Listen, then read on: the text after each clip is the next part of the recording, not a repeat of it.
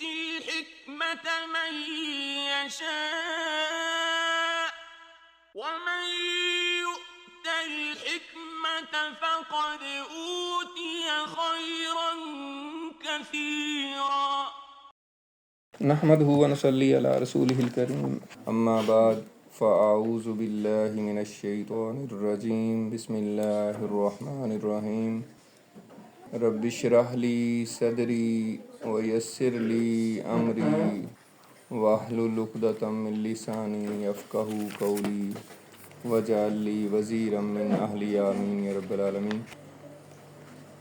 طه ما انزلنا عليك القرآن لتشقى إلا تذكرة لمن يخشى تنزيلا ممن خلق الأرض والسماوات الأولى الرحمن على العرش استوى له ما في السماوات وما في الأرض وما بينهما وما تحت الثرى وَإِن تَجْهَرْ بِالْقَوْلِ فَإِنَّهُ يَعْلَمُ السِّرَّ وَأَخْفَى اللَّهُ لَا إِلَهَ إِلَّا هُوَ لَهُ الْأَسْمَاءُ الْحُسْنَى صدق اللہ العظیم. پچھلے سبق میں ہم نے جو ٹاپکس کور کیے تھے، جو سبجیکٹ پڑھے تھے ہم نے، اس میں حضرت ابو بکر صدیق رضی اللہ تعالیٰ عنہ کی خدمات، ان کی قربانیاں جانی اور مالی، ان کا ذکر کیا تھا. اس کے بعد حضرت امیر حمزہ رضی اللہ تعالیٰ عنہ کا قبول اسلام، اس کا ذکر ہوا تھا، اور اس کے بعد کچھ دشمنان اسلام کا ذکر ہوا تھا. آج جو باتیں ہم ڈسکس کریں گے، پڑھیں گے، اس میں سب سے پہلے تو حضور پاک صلی اللہ علیہ وآلہ وسلم پر جو مظالم ہوئے، جو سختیاں کی گئیں، جو پریشانیاں آپ صلی اللہ علیہ وآلہ وسلم کو ہوئیں، ان کا ذکر تھوڑا سا کریں گے. اس کے بعد واقعہ شق القمر، چاند کا 2 ٹکڑے ہونا، اور پھر ہجرت حبشہ کا بیان ہوگا. ہجرت حبشہ 2 دفعہ ہوئی. پہلی ہجرت حبشہ، اس کے بعد حضرت عمر کا قبول اسلام، پھر ہجرت حبشہ ثانی، اور آخر میں آج انشاءاللہ ہم جو ہے وہ مسلمانوں کا سوشل بائیکاٹ جو قریش نے کیا تھا وہ پڑھیں گے. ہمارا سیرت پڑھنے کا کیا مقصد ہے، وہ آپ سے اکثر میں پوچھتا بھی ہوں کہ ہم اپنی زندگیوں کو نبی کریم صلی اللہ علیہ وآلہ وسلم کی تعلیمات کی روشنی میں ان میں تبدیلی لائیں، اور خاص طور پہ جو آپ صلی اللہ علیہ وسلم نے اور صحابہ نے جو مشکلات اور پریشانیاں سہی ہیں دین کے لیے جو قربانیاں دی ہیں، ہمارے اندر بھی اللہ تعالیٰ وہ جذبہ عطا فرمائے کہ ہم بھی دین کے لیے کچھ نہ کچھ تو قربانی کا جذبہ پیدا کریں. تو سب سے پہلے حضور پاک صلی اللہ علیہ وسلم، نبی کریم صلی اللہ علیہ وآلہ وسلم کی ایک حدیث ہے، صحیح حدیث ہے، اور بڑی ہی اہم حدیث ہے سارے جو ہے سینیریو کو سمجھنے کے حوالے سے. نبی کریم صلی اللہ علیہ وآلہ وسلم نے فرمایا کہ جتنی بھی تکلیفیں باقی انبیاء کو پہنچی ہیں، مجھے سب سے زیادہ تکلیفیں پہنچی. اور اس کا اگر آپ تھوڑا سا انالیسس کریں، کسی بھی نبی کا جو ہے ان کی تاریخ اٹھا کے دیکھ لیں، حضرت ابراہیم علیہ السلام ہوں، حضرت موسیٰ علیہ السلام ہوں، حضرت عیسیٰ علیہ السلام ہوں، حضرت نوح علیہ السلام ہوں، تو ان کی تکالیف جو ہیں، باقی انبیاء کو بھی تکالیف آئی ہیں. حضرت ہود علیہ السلام، حضرت صالح علیہ السلام، ان کو بھی بڑی تکالیف آئی ہیں، لیکن ان کی تکالیف عام طور پہ 1 ڈائمینشنل 2 ڈائمینشنل ہوتی تھی، یعنی مطلب ایک خاص قسم کی تکالیف ہوتی نہیں، جیسے عام معاشرے میں تکلیفیں دی جاتی تھیں. لیکن نبی کریم صلی اللہ علیہ وسلم کو تکالیف کی جتنی بھی اقسام ہو سکتی ہیں وہ دی گئیں. مطلب جسمانی تکالیف، ذہنی تکالیف، سماجی تکالیف، معاشی تکالیف، ملٹی ڈائمینشنل، یعنی کہ ہر پہلو سے، ہر اینگل سے تکلیف دی گئی ہے، جس کا ذکر ہم کافی کر بھی چکے ہیں اور آئندہ بھی آج بھی ہوگا مزید ذکر، سوشل بائیکاٹ کی جیسے بات آئے گی تو اس میں اگر اس کا تھوڑا سا ہم سمری پیش کریں، خلاصہ پیش کریں، تو ہم پڑھ چکے ہیں کہ نبی کریم صلی اللہ علیہ وآلہ وسلم کے راستے میں کانٹے بچھائے جاتے تھے، ٹھیک ہے. پھر نبی پاک صلی اللہ علیہ وسلم کے گھر میں اس وقت جس طرح کے گھر ہوتے تھے، کھانا پکا رہے ہوتے تھے تو اوپر سے بکری کی اوجڑی پھینک دی جاتی تھی، ٹھیک ہے. اور آپ صلی اللہ علیہ وسلم بڑے ہی اعلیٰ اخلاق سے کہتے تھے اے بنی عبد مناف، یہ کیسی ہمسائیگی ہے، ٹھیک ہے. پھر آپ صلی اللہ علیہ وسلم گھر میں نماز پڑھتے تھے تو اس وقت بھی یہی اوجڑی پھینک دیتے تھے، ٹھیک ہے. پھر نبی کریم صلی اللہ علیہ وسلم کو فیملی کے لحاظ سے جو تکلیف دی گئی وہ بھی ہم نے ذکر کیا کہ ابو لہب نے جب مخالفت شروع کی، پہلے تو وہ آپ کا بڑا اچھا چچا تھا اور محبت بھی کرتا تھا، حضور پاک صلی اللہ علیہ وسلم کی پیدائش میں اس نے اپنی لونڈی آزاد کر دی تھی، لیکن جب اس نے دین کے حوالے سے اس نے مخالفت شروع کی تو پھر دو نبی پاک صلی اللہ علیہ وسلم کی بیٹیاں کا نکاح اس کے بیٹوں سے ہوا تھا، تو دونوں کو کہا کہ طلاق دے دو، دونوں کو طلاق دے دی. آج ہم سمجھ سکتے ہیں جو بچیوں والے ہیں کہ ان کی بیٹی کو کوئی طلاق دے دے تو کیا صورتحال ہوتی ہے، تو یہ تکلیف دی گئی. اس کے علاوہ جو تکالیف دی گئی ہیں، عقبہ بن ابی معیط کا بڑا ذکر آیا تھا کہ وہ اپنی قوم کا بدبخت ترین انسان تھا، یعنی نبی کریم صلی اللہ علیہ وسلم کو مختلف قسم کے دشمنوں سے سامنا کرنا پڑا، جیسا کہ ہم نے پچھلے درس میں کافی تفصیل سے میرے خیال 7-8 دشمنوں کا ذکر پڑا تھا. تو اس میں عقبہ بن ابی معیط کا جو بدبختی ہے وہ سب سے بڑی ہوئی تھی. مطلب اس کی بدبختی کا عالم یہ تھا کہ ایک دفعہ نبی کریم صلی اللہ علیہ وسلم کے ساتھ جو مشرکین مکہ نے بدسلوکی کی تو اس میں یہ سب سے آگے تھا، اور نبی پاک صلی اللہ علیہ وسلم کے گلے میں چادر ڈال کے ایسے رسی کی طرح لپیٹنا شروع کر دیا جیسے کپڑا نچوڑتے ہیں، اور آپ صلی اللہ علیہ وسلم کا گلا بالکل ایسا ہو گیا کہ آنکھیں باہر آنے والی ہو گئی. یہ عقبہ بن ابی معیط ہے. پھر اسی طرح اسی بندے نے، وہ بھی اوجڑی والا بھی میں نے سنایا تھا کہ ابو جہل نے کہا کہ فلاں جگہ پہ اونٹ کی اوجڑی پڑی ہوئی ہے اور محمد، یعنی وہ تو ایسے ہی کہتے تھے کہ محمد اگر صلی اللہ علیہ وسلم سجدے میں جائیں تو کوئی اگر لا کے ان کے اوپر ڈال دے، تو اس نے کہا کہ میں وہ جا کے تو ڈال دیا، اور پھر وہ ہنس رہے تھے ایک دوسرے کے اوپر لوٹ پوٹ ہو رہے تھے. تیسری بات جو شاید پہلے ذکر نہیں ہوا کہ نبی کریم صلی اللہ علیہ وآلہ وسلم ایک دفعہ سجدے میں تھے تو اس نے آ کے نبی کریم صلی اللہ علیہ وسلم کی گردن پہ پاؤں رکھ دیا اور اوپر سے دبایا. اتنا ظلم کیا اس شخص نے. اور باقی کیسے کرتے تھے؟ ابو جہل نے ایک دن کہا کہ اب میں نہیں برداشت کروں گا، اگر محمد یہاں آئے تو میں بہت بڑا پتھر لے کے کھڑا ہو جاؤں گا اور جب وہ سجدے میں جائیں گے میں پتھر مار کے ان کو کچل دوں گا، باقی جو ہوگا دیکھی جائے گی. اور اس نے اپنے لوگوں کو کہا کہ بے شک پھر عبد مناف مجھے جو ہے نا قتل کر دیں، تمہاری کیا رائے؟ انہوں نے کہا ٹھیک ہے تم جو کرو گے ہم تمہارے ساتھ ہیں. وہ تو پھر جب گیا ہے پتھر لے کر اور مارنے تو ادھر سے ہی وہ واپس پلٹا ہے اور بھاگا ہے، ہوش اڑ گئے اس کے. لوگوں نے کہا کہ کیا ہوا ہے؟ ابو الحکم اس کو کہتے تھے نا، وہ تو کہتے تھے بڑا حکمت کا وہ ہے. تو اس نے کہا کہ میں نہیں بتا سکتا، اور پتھر کے ساتھ اس کا ہاتھ چپک گیا، یعنی ایسے جیسے بندہ وہ ہو جاتا ہے خوف زدہ. تو اس نے کہا کہ ایک بہت ہی بڑی گردن والا اونٹ اور بڑے جبڑ والا مجھے گھور کے دیکھ رہا تھا، میں آگے تھوڑا سا ہوتا تو مجھے کھا جاتا. تو بعد میں نبی پاک صلی اللہ علیہ وسلم کو جب بتایا گیا تو آپ نے فرمایا وہ جبریل تھے، اگر وہ تھوڑا سا بھی آگے ہوتا تو وہ اس کی ٹکا بوٹی کر دے. تو یہ جو ساری تکالیف نبی پاک صلی اللہ علیہ وسلم کو دی گئی ہیں، اسی طرح صحابہ کرام کو دی گئی ہیں، اس میں ہمارے لیے سبق کیا ہے؟ یہ ہم پہلے بھی بات کر چکے ہیں نا. یہاں ہم سیرت پڑھنے اس لیے تو نہیں بیٹھے ہوئے کہ ایک سٹوری ٹیلنگ ہے، بس ایک کہانی چل رہی ہے اور بس سنیں اور جیسے آئے تھے ویسے اٹھ کے چلے جائیں. تو یہ ہمارا بالکل بھی مقصد نہیں ہے.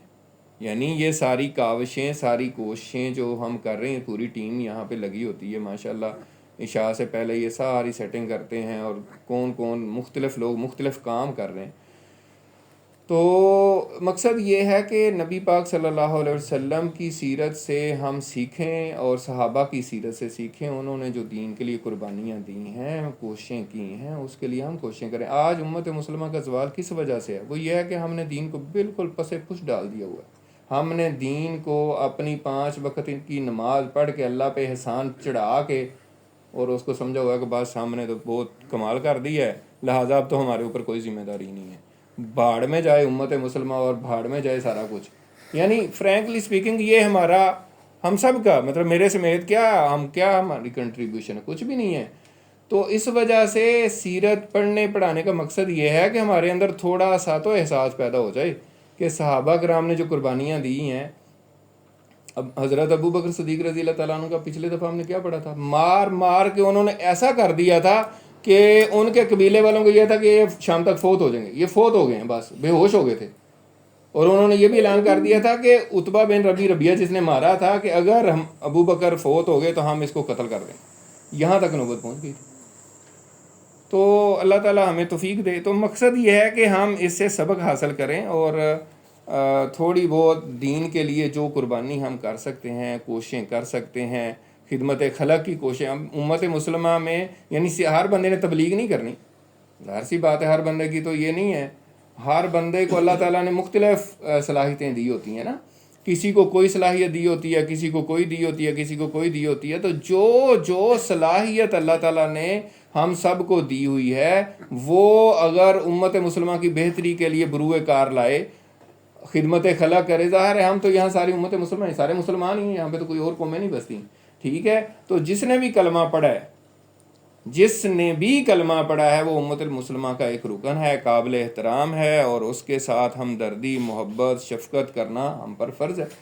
اور اس کو کوئی پریشانی ہو، کوئی مشکل ہو، کوئی تکلیف ہو، خواہ وہ میڈیکل کی صورت میں ہو، یعنی میڈیکل پرابلم ہے، اس کو کوئی اس میں ہیلپ کریں، ایجوکیشن میں ہے اس میں ہیلپ کریں، جو ہے نا کھانے کے یعنی راشن کے مطلب جو بھی ڈائمینشنز ہو سکتی ہیں، جو قرآن مجید میں اتنی دفعہ آیا کہ اللہ تعالیٰ نے کھانا کھلانے والوں کی کیا کیا فضیلتیں بیان کر دی ہیں. تو یہ ساری چیزیں ہمیں سکھاتی ہیں. نبی پاک صلی اللہ علیہ وسلم کی پہلی حضرت خدیجہ رضی اللہ تعالیٰ عنہ نے سب سے پہلے جو وحی آئی تو اس پہ یہی کہا تھا کہ اللہ تعالیٰ آپ کو رسوا نہیں کرے گا، اللہ تعالیٰ آپ کو نہیں چھوڑے گا، آپ تو غریبوں کی مدد کرتے ہیں، یتیموں کی مدد کرتے ہیں، سب کی مدد کرتے ہیں. تو یہ ہمیں تعلیم بس بیسیکلی دی جا رہی ہے. تو بہرحال آگے چلتے ہیں. واقع شق القمر، یہی جو تکالیف نبی پاک صلی اللہ علیہ وسلم کو دی جا رہی تھیں، پیچھے بھی ہم نے پڑھا. پھر وہ گاہے بگاہے نا مختلف مطالبات بھی کرتے تھے، آپ ہمیں یہ کر کے دکھا دیں، آپ وہ کر کے دکھا دیں. پچھلے سبق میں ہم نے پڑھا کہ انہوں نے کہا کہ اچھا اگر آپ اللہ کے نبی ہیں تو پھر یہ ہماری وادی بڑی تنگ ہے، تو آپ پہاڑوں کو تھوڑا پیچھے ہٹا دیں، مکہ کی وادی ذرا کھلی ہو جائے. پھر آپ ایسا کریں کہ یہاں سے ایک چشمہ پھوٹ پڑے، پانی کی بڑی قلت ہے. ٹھیک ہے. یہ سارے جو ان کی بیٹھک تھی دار الندوہ، اس میں سارے یہ مشرکین کے جو سردار تھے نا، جن کا دشمنان اسلام کا پیچھے ذکر ہوا تھا پچھلے درس میں، اس میں ہر بندہ مختلف بات کر رہا تھا. یعنی ولید بن مغیرہ کچھ کہہ رہا ہے، دوسرا پھر امیہ بن خلف کہہ رہا ہے کہ اس طرح کریں کہ ان کا تو کوئی باغ ہونا چاہیے، تیسرا کہہ رہا ہے کہ جی ان کا تو گھر سونے کا ہونا چاہیے. تو اس طرح یہ ساری باتیں وہ کر رہے تھے. تو وہی اللہ تعالیٰ نے پھر قرآن مجید میں نازل کی. اب قرآن مجید میں تو ایک ہی گو میں ساری باتیں آ رہی ہیں نا، لیکن سینیریو یہ تھا کہ مختلف کافر جو ہیں، سردار جو ہیں، وہ مختلف باتیں کر رہے تھے. تو اسی طرح ایک دن جو ہے یہ ولید بن مغیرہ جو بنو مخزوم کا سردار تھا، میں نے بتایا تھا، اور مکے کا بہت بڑے سرداروں میں سے تھا، اور اسی طرح ابو جہل، عاص بن وائل، یہ لوگ کچھ اور سردار جو ہے 14ویں رات تھی تو نبی پاک صلی اللہ علیہ وسلم کے پاس ہے. وہاں آپ صلی اللہ علیہ وسلم تو خانہ کعبہ جا کے بات کرتے، اور یہ وہاں پہ اپنی جو ہے نا بیٹھک لگا کے مطلب مجلس لگا کے بیٹھے ہوتے تھے. تو یہ آپ صلی اللہ علیہ وسلم کے پاس آئے تو انہوں نے کہا کہ آپ ہمیں کوئی اپنی نشانی، کوئی نبوت کی کوئی خاص نشانی دکھائیں. بعض روایات میں آتا کہ انہوں نے خود ہی کہا کہ آپ یہ چاند نظر آ رہا ہے، اگر اس کو 2 ٹکڑے کر دیں تو ہم مان جائیں گے. تو نبی کریم صلی اللہ علیہ وسلم نے پوچھا کہ کیا تم پھر ایمان لے آؤ گے؟ تو انہوں نے کہا ہاں لے آئیں گے. نبی کریم صلی اللہ علیہ وسلم نے، سیرت نگاروں نے لکھا کہ اللہ تعالیٰ سے دعا کی، اور آپ صلی اللہ علیہ وسلم نے اللہ کے حکم سے انگلی کا اشارہ کیا تو چاند 2 ٹکڑے ہو گیا. اور 2 پہاڑ تھے سائڈوں پہ، ایک پہاڑ پہ ٹکڑا چلا گیا، ایک پہاڑ پہ، یعنی پہاڑ کی طرف، یعنی یہ نہیں کہ گر گیا. تو اب انہوں نے کہنا شروع کر دیا کہ یہ تو پتہ نہیں آپ نے ہماری آنکھوں پہ جادو کر دیا ہو. کبھی وہ آنکھوں پہ کپڑا مار مار کے دوبارہ دیکھیں کہ ہمیں کوئی ایسے تو نہیں لگ رہا. یعنی سیرت نگاروں نے جس طرح لکھا ہے کہ پھر بار بار دیکھ رہے ہیں اور حیران ہو رہے ہیں اور پھر آخر میں کہہ رہے ہیں نہیں ہم ایسے نہیں مانیں گے, ہو سکتا ہے آپ نے ہماری آنکھوں پہ جادو کر دیا ہو. تو باہر سے جو لوگ آئیں گے نا, جو قافلے آ رہے ہوتے تھے, ظاہر سی بات ہے سفر کر رہے, شام سے بھی قافلے آتے تھے, یمن سے بھی قافلے آ رہے ہوتے تھے, تو کہہ رہے ہیں جو باہر سے لوگ آئیں گے ان سے ہم پوچھیں گے, کیونکہ چاند تو ہر جگہ موجود ہے, تو وہ اگر گواہی دیں گے نا تو پھر ہم مان جائیں گے, پھر ہم مانیں گے کہ واقعی سچ, کیونکہ ہر بندے پہ تو آپ جادو نہیں کر سکتے, باہر جو لوگ ہیں ان پہ جادو نہیں کر سکتے. تو پھر اگلے دن جو لوگ آئے ان سے پوچھا, انہوں نے بھی کہا کہ ہم نے یہ نظارہ دیکھا ہے, تو پھر انہوں نے کہا کہ نہیں نہیں یہ تو جادو ہے. تو یہ پھر سورۃ القمر کی جو آیات آئی ہیں نا کہ اقتربت الساعۃ وانشق القمر, کہ قیامت قریب آ گئے اور چاند دو ٹکڑے ہو گیا, اور اگلی آیت ہے کہ کوئی بھی یہ نشانی دیکھ لیتے ہیں تو پھر کہتے ہیں کہ یہ تو پیچھے سے چلا آتا جادو ہے, مطلب مانتے نہیں ہیں پھر بھی. تو یہ جو ہے نا واقع شق القمر جو ہے نا وہ ہوا تھا.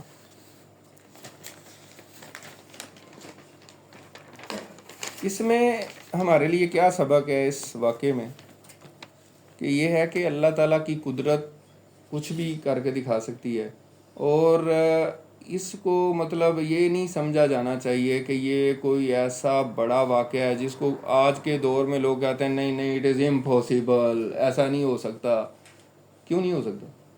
جس اللہ تعالیٰ نے اربوں گلیکسیز پیدا کی ہیں, ایک گلیکسی میں جو ہے نا پتہ نہیں کتنے سولر سسٹم ہیں, ایک گلیکسی میں مطلب گلیکسیاں اربوں میں ہیں, ٹھیک ہے, پھر ایک گلیکسی میں اربوں خربوں سٹارز ہیں اور کتنے سولر سسٹم ہیں, اور ایک جو سورج ہے وہ مطلب ہمارے سورج سے لاکھوں گنا بڑے بڑے سورج ہیں ایک گلیکسی میں, ٹھیک ہے. جس اللہ تعالیٰ نے اتنی بڑی کائنات پیدا کی ہے, وہ اس زمین کا اگر ایک چاند ہے اور اس کا محبوب جو ہے وہ کہہ رہا ہے کہ یا اللہ اس کو ذرا دو ٹکڑے کر دے, میرے کہنے پہ مجھے کافروں نے کہا ہے, تو وہ اللہ تعالیٰ نہیں کر سکتا؟ اللہ تعالیٰ کے لیے کیا مشکل ہے؟ اور اللہ تعالیٰ یہ نہیں ہے کہ اپنے نبیوں کے لیے اتنے اتنے بڑے معجزات کرتا ہے, اللہ تعالیٰ آج بھی اتنا ہی طاقتور ہے. یعنی اللہ تعالیٰ تو آج بھی اپنی کوئی نشانیاں دکھا سکتا ہے. یعنی اللہ تعالیٰ کی نعوذ باللہ طاقت کوئی کم نہیں ہو سکتی. اللہ تعالیٰ کے لیے تو ٹائم اینڈ اسپیس کا کوئی مسئلہ ہی نہیں ہے, اس کے لیے ماضی مستقبل حال کوئی معنی نہیں رکھتا, وہ اسی طرح کا اسی طرح ہی ہوتا ہے. وہ آپ 50,000 سال پیچھے بیک ٹائم ٹریول کر لیں یا فارورڈ کر لیں, اس کو تو کوئی فرق نہیں پڑتا, اس کی طاقت آج بھی ویسی کی ویسی ہے. آپ کا ہمارا یقین اگر نہیں ہے تو وہ ایک علیحدہ بات ہے, تو اس کے لیے کوئی مشکل نہیں ہے. لیکن اس پہ لوگ پھر کئی لوگ جو ہوتے ہیں وہ اس پہ پھر کہتے ہیں نہیں ایسا نہیں ہوا تھا, وہ ابھی ہونا ہے, مختلف چیزیں کرتے ہیں. بہرحال وہ ہمارا ابھی موقع نہیں ہے, موضوع نہیں ہے, اتنا ٹائم نہیں ہے. تو بہرحال یہ واقعہ ہوا, اور اس میں یہی ہے کہ اللہ تعالیٰ اپنی قدرت کی نشانیاں دکھاتا رہتا ہے. اس کے بعد مزید جو ہے نا مسلمانوں کے اوپر ظلم و ستم بڑھنے شروع ہو گئے. خاص طور پہ جیسے ہم نے پڑھا تھا کہ پہلے 3 سال تو خفیہ دعوت تھی, تو اس میں تو مسلمان ظاہر آ کے سب کے سامنے نہ تبلیغ کرتے تھے نہ بتوں کو برا بھلا کہتے تھے. لیکن جب آپ صلی اللہ علیہ وسلم نے علانیہ تبلیغ کر دی شروع 3 نبوی میں, 3 سال جب ہو گئے تھے, یعنی چوتھا سال شروع ہو گیا تھا, تو چوتھے سال کے شروع میں پھر انہوں نے پہلے تو مذاق وغیرہ مسلمانوں کے ساتھ استہزاء کرنا, مذاق اڑانا, ہوٹنگ کرنا یہ شروع کیا. لیکن جب انہوں نے دیکھا اس سے کام نہیں بنا تو پھر مسلمانوں کو آہستہ آہستہ تکلیفیں دینا شروع کر دیں, اور وہ بڑھتی گئیں. تو جب 5ویں نبوی آئی, 5 نبوی یعنی نبوت کا 5واں سال جب شروع ہوا, تو مسلمانوں پہ تکالیف انتہائی شدید ہو چکی تھی. تو اس پر پھر نبی کریم صلی اللہ علیہ وآلہ وسلم نے صحابہ کرام کو اجازت دی کہ آپ ہجرت کر جائیں حبشہ کی طرف. اس پہ سیرت نگاروں نے کویسچن بھی اٹھائے ہیں کہ حبشہ کی طرف ہی کیوں ہجرت کا کہا گیا تھا. تو اس کا جواب یہ ہے کہ وہاں نبی کریم صلی اللہ علیہ وسلم نے ساتھ ہی بتا دیا تھا کہ وہاں کا جو حاکم ہے وہ عادل ہے, وہ انصاف پسند ہے, وہ نا انصافی نہیں کرے گا کسی صورت میں بھی آپ کے ساتھ. باقی جتنے بھی آپشن تھے, ایران تھا تو وہاں مجوسیوں کی حکومت تھی, ویسے بھی یہ قریب ترین تھے مسلمانوں کے, عیسائی تھے, اور جو ہے نا الہامی مذہب کو مانتے تھے اور اللہ کی کتاب کو بھی مانتے تھے, انجیل کو. تو باقی اور آپشن نہیں تھا، ٹھیک ہے، تو اس وجہ سے قریب ترین بھی یہی تھا، اور باقی کسی شہر میں بھی جاتے اگر اس وقت یثرب میں جاتے فوری طور پہ تو وہ جا کے ان کو لے آتے، جیسے کہ ابھی ہم پڑھیں گے۔ تو اس وجہ سے نبی پاک صلی اللہ علیہ وسلم کو اللہ تعالیٰ نے اپنی وحی کے ذریعے، یا آپ صلی اللہ علیہ وسلم، کیونکہ عربوں کی تجارت جو ہے وہ شام کے ساتھ اور حبشہ کے ساتھ اور یمن کے ساتھ تو رہتی تھی اور آنا جانا لگا رہتا تھا، اور آپ صلی اللہ علیہ وسلم جو ہیں وہ یہی نہیں ہے کہ بس یعنی صرف تبلیغ کر رہے ہوتے تھے، آپ صلی اللہ علیہ وسلم کی ہر چیز پہ نظر تھی۔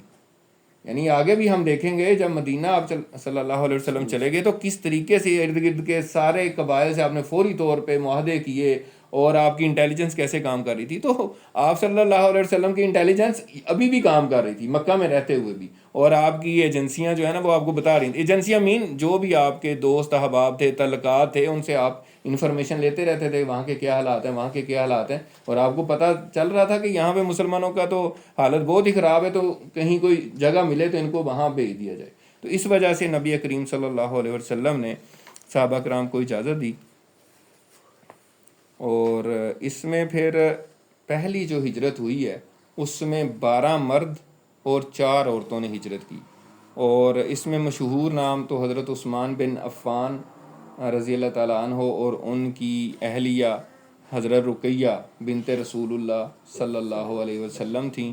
اس کے علاوہ جو ہیں حضرت عبد الرحمن بن عوف، حضرت ابو حذیفہ بن عتبہ بن ربیعہ جو کافروں کا بڑا سردار تھا عبد الشمس کو، اس کے بیٹے جو شروع میں مسلمان ہو گئے تھے، اور دیگر صحابہ کرام ہیں جن کے معروف نام آپ کو نہیں معلوم۔ تو اس طرح یہ 12 مرد اور 4 عورتوں نے ہجرت کی۔ رات کو یہ نکلے، اور جب ان کو پتہ چلا مشرکین مکہ کو تو یہ پیچھے گئے ان کے کہ ان کو پکڑ کے لائیں اور ان کو جانے نہ دیں، لیکن جب یہ ساحل پہ پہنچے تو 2 کشتیاں تیار تھیں، یہ اس میں بیٹھ گئے اور وہ کشتیاں روانہ ہو گئیں حبشہ کی طرف۔ تو یہ اس وقت پہنچے تو پھر یہ ہاتھ ہی ملتے رہ گئے کہ اب تو یہ چلے گئے ہیں۔ تو یوں جو ہے یہ رجب کے مہینے میں گئے ہیں، اور رجب کے مہینے میں گئے ہیں تو پھر 4 مہینے رہے ہیں۔ اس کے بعد ایک واقعہ ایسا ہوا کہ ان کو ایسی خبر ملی کہ وہاں مکے میں لوگ جو ہے نا مسلمان ہو گئے۔ تو اس کی کیا وجہ تھی، وہ 2 واقعے، ایک تو حضرت عمر رضی اللہ تعالیٰ عنہ کا قبول اسلام ہے۔ وہ کیا واقعہ ہے، حضرت عمر رضی اللہ تعالیٰ عنہ جو ہیں سیرت نگاروں نے لکھا ہے کہ وہ مسلمان ہونے سے پہلے مسلمانوں کے خلاف بڑے شدید تھے، لیکن کئی روایتیں ایسی بھی نظر آتی ہیں کہ وہ بظاہر تو بڑے سخت تھے لیکن بڑا سوچتے بھی تھے کہ یہ کیا ہو رہا ہے۔ اور جب کافر جو ہے نا بہت زیادہ ظلم و ستم کرتے تھے مسلمانوں پہ تو ان کو یہ بھی کہتے تھے کہ آپ ان کو ظلم کر رہے ہیں اور وہ بڑھتے جا رہے ہیں۔ قصہ مختصر یہ ہے کہ ان کے ساتھ 3 واقعات ہوئے، جس سے پہلا واقعہ ہوا تو ایک آپ کے ساتھ کوئی واقعہ ہوتا ہے تو آپ سوچنے میں مجبور ہو جاتے ہیں، تو ان کو ایک جھٹکا لگا، پھر دوسرا جھٹکا لگا، پھر تیسرے پہ جو ہے نا یہ مسلمان ہو گئے۔ تو کیا واقعات ہوئے، ایک تو یہ واقعہ تھا کہ ایک دن رات کو ان کو نیند نہیں آئی، ظاہر ہے پریشانی میں تھے کہ کیا ہو رہا ہے مکے میں اور ہم آپس میں لڑ رہے ہیں اور پریشانی ہے۔ تو وہاں پہ خانہ کعبہ کے پاس گئے تو نبی کریم صلی اللہ علیہ وسلم تلاوت فرما رہے تھے۔ آپ صلی اللہ علیہ وسلم تو وہاں نماز پڑھتے تھے، تلاوت بلند آواز میں کرتے تھے، تو یہ غلاف میں خانہ کعبہ کے غلاف میں چھپ کے انہوں نے سننی شروع کر دی۔ تو یہ بعد میں حضرت عمر رضی اللہ تعالیٰ نے خود ہی بتایا، کہتے ہیں میں سن رہا تھا اور میں نے کہا کیا شاعر ہیں، کیا کلام ہے، کیا شاعر ہیں، یعنی وہ تو ایسے ہی کہتے تھے۔ تو کہتے ہیں کہ نبی کریم صلی اللہ علیہ وسلم سورۃ الحاقہ کی تلاوت کر رہے تھے، تو میں نے جب دل میں یہ سوچا تو آپ نے یہ آیت پڑھی وما ہوا بقول شاعر قلیلا ما تؤمنون، کہ یہ کسی شاعر کا کلام نہیں ہے، تم بہت کم ایمان لاتے ہو، کم یقین کرتے ہو۔ تو کہتے ہیں میں نے کہا یار یہ تو بہت بڑے کاہن ہیں، یعنی نجومی ہے، ان کو بات پتہ چل گئی ہے۔ تو آپ نے اگلی آیت پڑھی وما ہوا بقول کاہن قلیلا ما تذکرون، کہ یہ کسی کاہن کا بھی کلام نہیں ہے، تم بہت کم نصیحت حاصل کرتے ہو۔ تو ظاہر سی بات ہے کہ وہ لگا ان کو کہ یار یہ کیا ہو رہا ہے۔ اچھا، اس کے بعد پھر وہی ہجرت حبشہ کی میں نے بات کی ہے، تو ہجرت حبشہ میں لوگ جا رہے تھے تو ایک قافلہ جانے لگا، مطلب میاں بیوی وہ پتہ نہیں ان کے شوہر کسی کام سے دوبارہ مکہ گئے، تو وہ عورت وہاں کھڑی تھی، مطلب صحابیت کہہ لیں. تو یہ عمر رضی اللہ تعالیٰ عنہ کا اس وقت ابھی اسلام نہیں لائے تھے، تو ان کا وہاں گزر ہوا تھا. انہوں نے کہا کہ تم یہاں کھڑی ہو، خیریت ہے؟ مطلب ایسے پوچھا، یا پتہ چل گیا ہوگا کہ یہ بھی حبشہ، تو تم کیوں جا رہی ہو حبشہ، کیا ہوا ہے؟ تو انہوں نے کہا کہ آپ ہم پر ظلم کر رہے ہیں، آپ نے جینا مشکل کر دیا اور اتنا ظلم و ستم کر رہے ہیں. تو اس پہ بھی عمر کو ایک دفعہ تھوڑا سا ہوا کہ یار ہمارے ظلم کی وجہ سے لوگ ہمارا شہر چھوڑ چھوڑ کے جا رہے ہیں.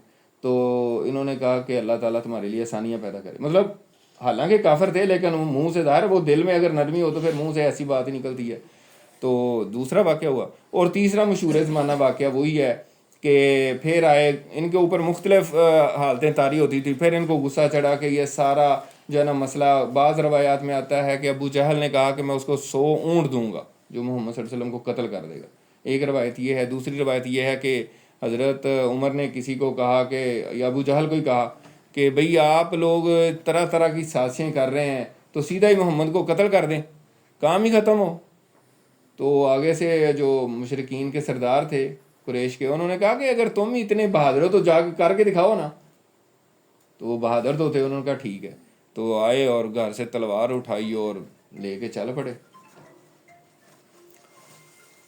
تو جو اہل ایمان ہوتے ہیں نا، وہ ان کو بھی پتہ چل جاتا ہے. اور احساس کا لیول، مطلب آپ دیکھیں عمر جا رہے تھے اور نظر آ رہا تھا کہ بہت غصے میں اور بڑے جا رہے ہیں، بڑے اگریسو موڈ میں ہیں، تو خطرناک ہے ان کی کوئی.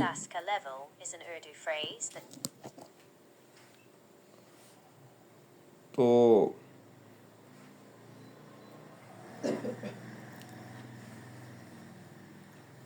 انہوں نے پوچھا، حضرت نعیم بن عبداللہ ایک صحابی تھے، مسلمان ہو چکے تھے. انہوں نے جب دیکھا کہ یہ تو بڑے خطرناک موڈ میں، تو اس کے کوئی ارادے خطرناک ہے، مسلمانوں کو تو مارتے تھے پہلے. انہوں نے کہا کہ عمر خیریت ہے، کدھر کا ارادہ ہے؟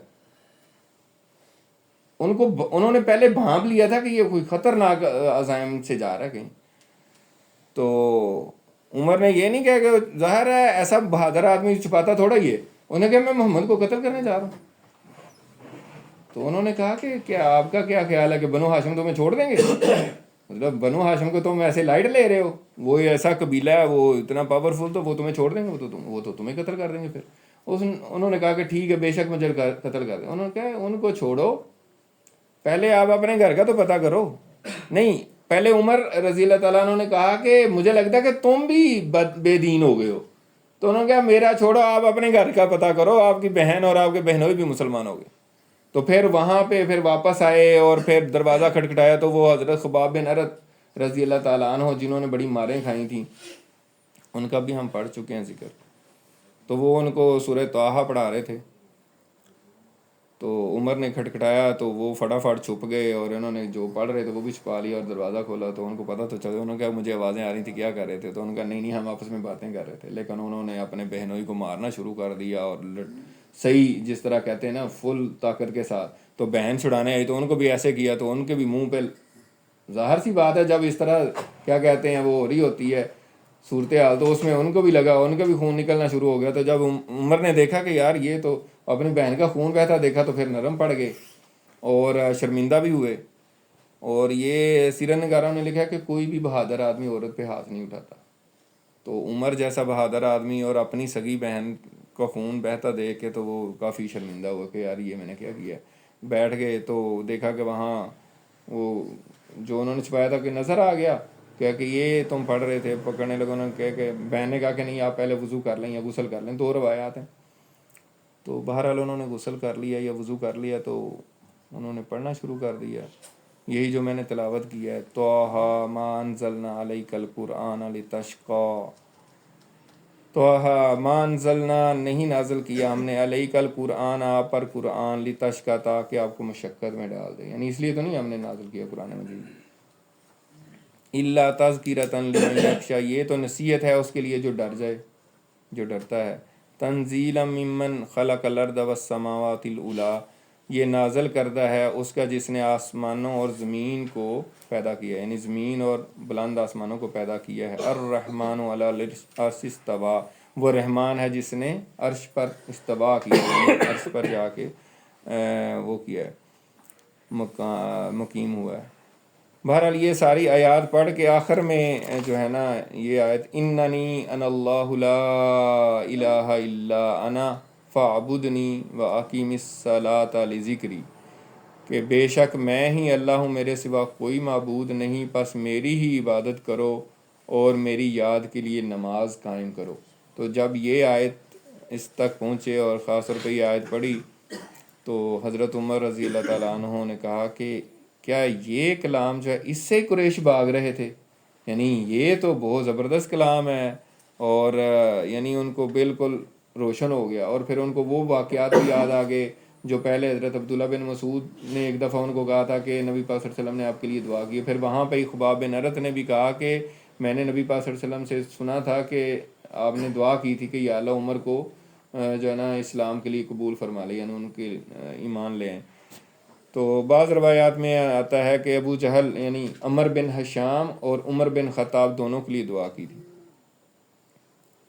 تو حضرت عمر رضی اللہ تعالیٰ عنہ نے کہا کہ مجھے حضور پاک صلی اللہ علیہ وسلم کے پاس لے چلیں، تو حضرت خباب بن ارت رضی اللہ تعالیٰ عنہ ان کو لے آئے۔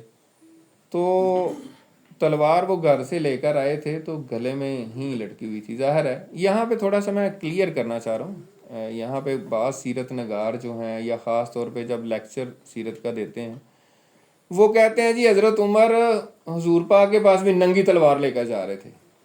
اٹ از illogical، ٹھیک ہے؟ جب انہوں نے اسلام قبول کرنے کی بات کر لی تو پھر وہ ننگی تلوار نہیں لے کر جا رہے تھے، ٹھیک ہے؟ وہ اپنے گھر سے تلوار لے کر آئے تھے، ٹھیک ہے، گلے میں لٹکائی ہوئی تھی انہوں نے، اور جب آپ وہ اسلام قبول کرنے جا رہے ہیں تو وہ اپنا اسلحہ اپنے بہنوئی کے گھر میں تو نہیں رکھ کے جانا تھا انہوں نے۔ یعنی آپ سوچیں نا کہ کوئی بندہ گن لے کر جائے تو کسی کے گھر جائے تو پھر ادھر تو نہیں رکھے گا نا، وہ اپنے پاس ہی رکھے گا۔ تو وہ گلے میں لٹکائی ہوئی تھی ضرور انہوں نے، وہ ننگی نہیں لے کر پھر رہے تھے، ننگی تو پاسبل ہی نہیں ہے نا، لاجیکل ہی نہیں ہے کہ آپ جا تو رہے ہیں اسلام قبول کرنے اور آپ ننگی تلوار لے کے ایسے جا رہے ہوں، ایسا نہیں ہوتا۔ تو یہ غلط فہمی ہوتی ہے بعض لوگوں کو۔ تو وہ گلے میں لٹکائی ہوئی تھی، جیسے ایک عربوں کا رواج بھی تھا، وہ اسلحہ ہر وقت رکھتے تھے پاس۔ تو وہ ایسی کنڈیشن میں گئے تو ظاہر سی بات ہے وہ کیونکہ مخالفت کر رہے تھے شروع میں، تو حضرت عمار بن یاسر نے دروازہ کھولا اور بتایا اندر کہ وہ تو باہر تو عمر ہے۔ تو حضرت حمزہ کیونکہ اسلام قبول کر چکے تھے پہلے، انہوں نے کہا کہ کوئی مسئلہ نہیں ہے، اگر وہ اچھی نیت سے آیا تو اچھا ہی پائے گا، اگر اسلام قبول کر، اگر وہ غلط نظریے سے آیا ہے تو پھر ابھی اس کو قتل کر دوں گا میں۔ تو اندر آئے تو انہوں نے پھر اسلام قبول کر لیا۔ تو یہ واقعہ جو ہے نا حضرت عمر نے جب اسلام قبول کیا ہے تو اس پر پھر صحابہ کرام نے، سیرت نگاروں نے لکھا کہ بہت بڑا نعرہ تکبیر بلند کیا، اور یہ بہت ہی بڑی اچیومنٹ تھی، بہت ہی بڑی سکسیس تھی، بہت ہی بڑی کامیابی تھی مسلمانوں کی، اور بہت بڑی تبدیلی آئی اس سے ایک طرح سے۔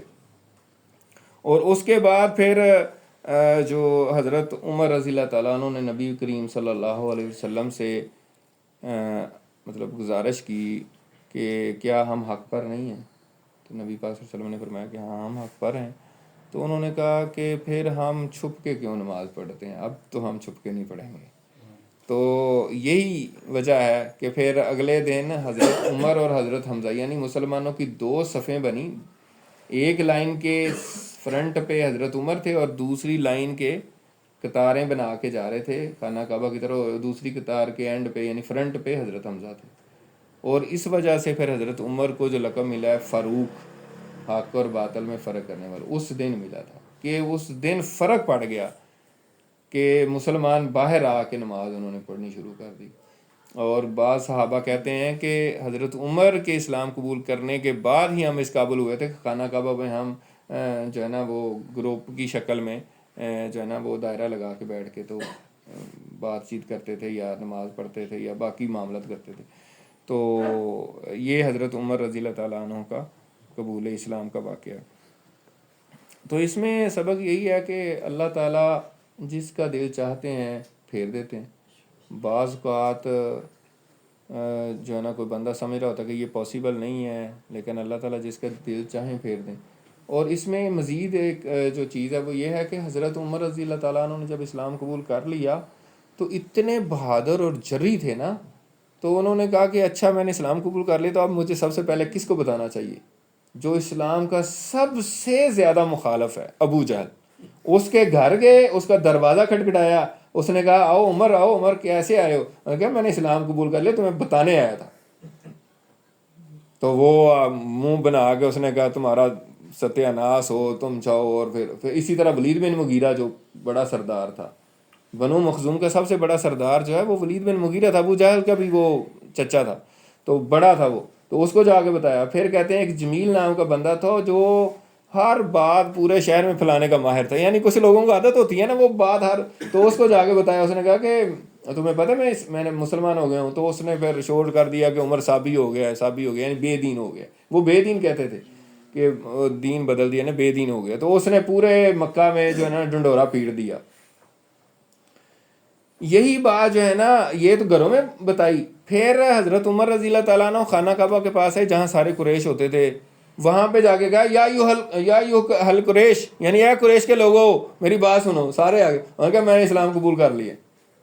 تو اس پہ وہ سارے پڑ گئے ان کو اور مارنا شروع کر دیا حضرت عمر کو۔ تو انہوں نے پھر کسی کو مکہ مارا، کسی کو لاٹھی ماری، سب کے ساتھ لڑتے رہے اور پھر اپنے گھر کی طرف آگے۔ تو سیرت نگاروں نے لکھا ہے کہ وہ پیچھے آ گئے حضرت عمر کو مارنے یا قتل کرنے، اور حضرت عمر اپنے گھر میں گھس گئے، اور وہ پورے کا پورا ریلا تھا۔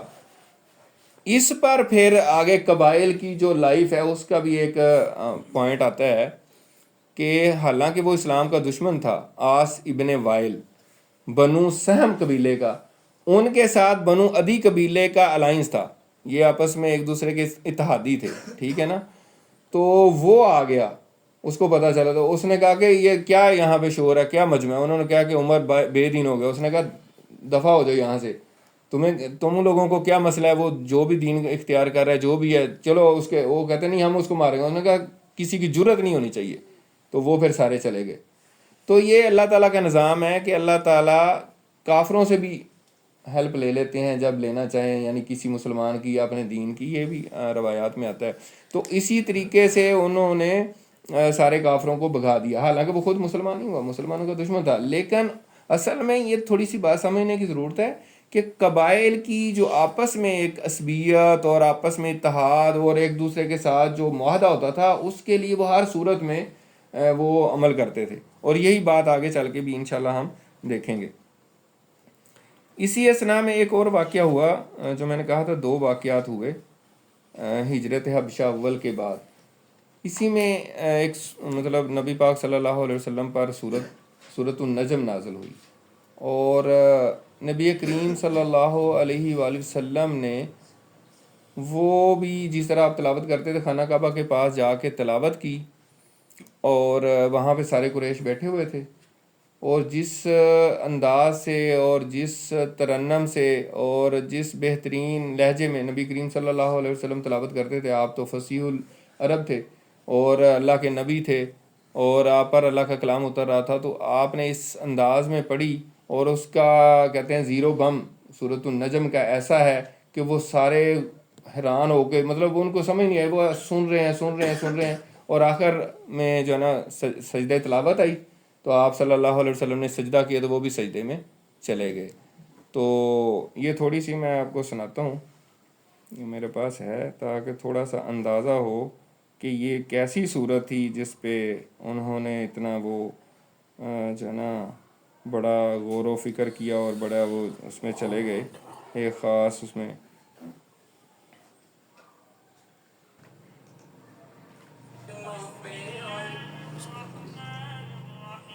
اس میں کافی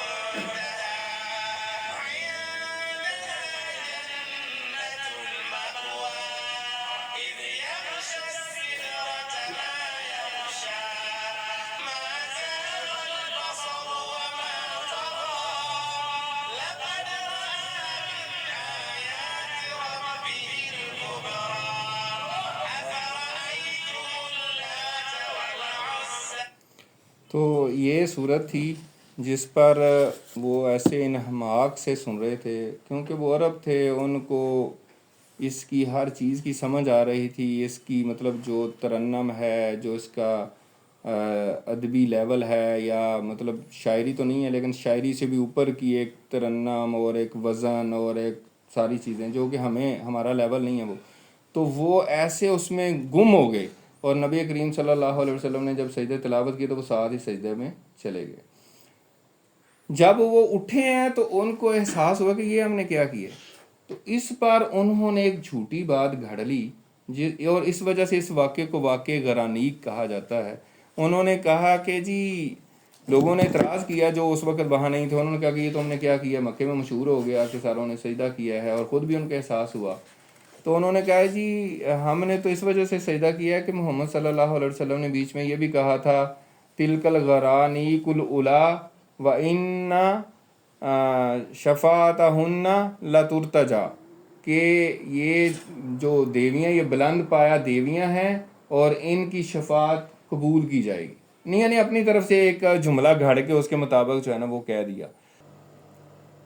یہ انہوں نے جھوٹ گھڑا، اور اس کو ہی جو ہے نا وہ اپنی یعنی کہ اس کی کرنے کے لیے نا اپنے آپ کو سیٹسفائی کرنے کے لیے کہ نہیں جی ہم نے تو ایسا نہیں ہے، ہم نے تو یہ سنا تھا، تو یہ انہوں نے جھوٹ گاڑ لیا۔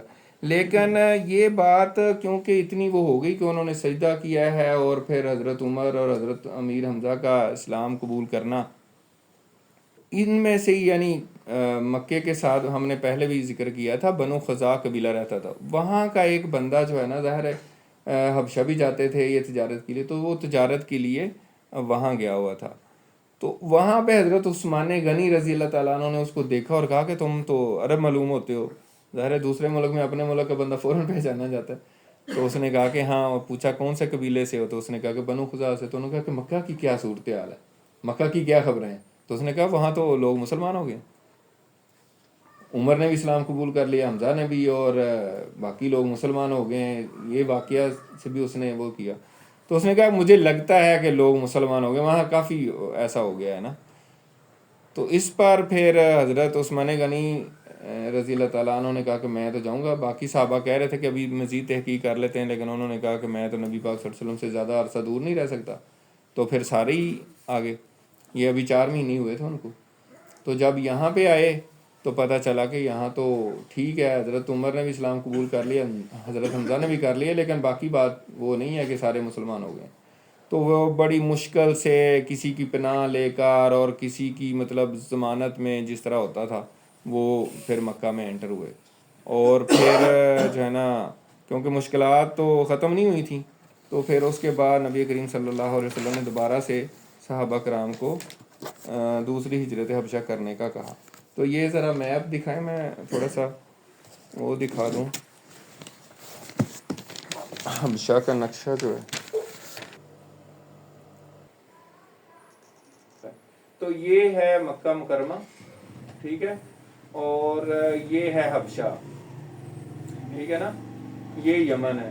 تو حبشہ کی تھوڑی سی وہ پچھلی سلائیڈ میں جو تھا نا اس میں یہی میں بتانا چاہ رہا کہ ایریٹیریا، سوڈان اور یہ جو ایتھوپیا وغیرہ، یہ سارے کا سارا علاقہ اس وقت حبشہ کی سلطنت میں شامل تھا، ٹھیک ہے۔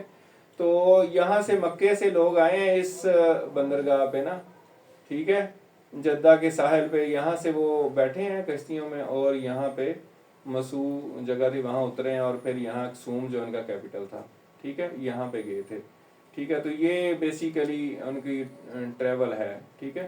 اور باقی یہ تاریخ ہم نے پڑھی تھی کہ حبشہ سے جو ہے نا اس نے ابرہا نے یمن پہ قبضہ کر لیا تھا، اور پھر حبشہ کی حکومت جو کہ افریقہ کا ملک ہے، ایشیا کے ملکوں پہ بھی حکومت رہی ہے، اور یہ بہت پاورفل اسٹیٹ تھی روم کے بعد، روم ہی اس کو سپورٹ کر رہی، ٹھیک ہے نا۔ تو یہ بس اتنی کافی ہے میرے خیال ہے۔ باقی آگے چلتے ہیں، ٹائم پھر تھوڑا ہوگا تو سوری.